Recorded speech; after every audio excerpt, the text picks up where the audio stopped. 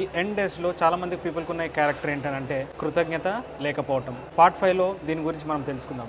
జనరల్గా ఎవరైనా హెల్ప్ చేస్తే మనం ఏం చెప్తామో థ్యాంక్స్ అని చెప్తాం. మరి కొంతమంది ఉంటారు కనీసం థ్యాంక్స్ కూడా చెప్పరు.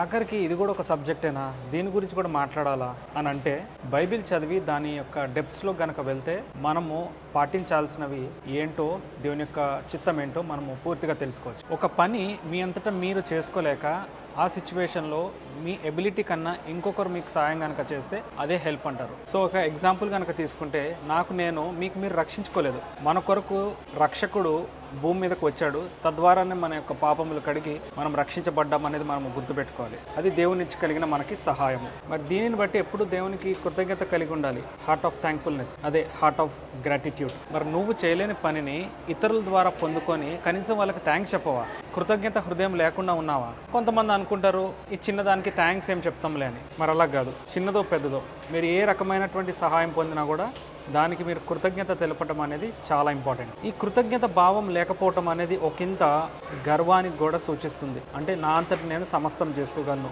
నువ్వు హెల్ప్ చేసినప్పటికీ కూడా అది నేను కూడా చేసుకోగలను అనే ఒక మైండ్ సెట్. నో, అలా ఆలోచించడం చాలా తప్పు, పాపము కూడా. మరి వాక్యము దేవుని యొక్క చిత్తం ఏంటంటే ప్రతి విషయంలో థ్యాంక్ఫుల్గా ఉండటము. అది దేవునికి ఇంకా దగ్గర చేస్తుంది. మన హృదయాన్ని మనము హంబుల్గా అలా ఉంచుకోగలము.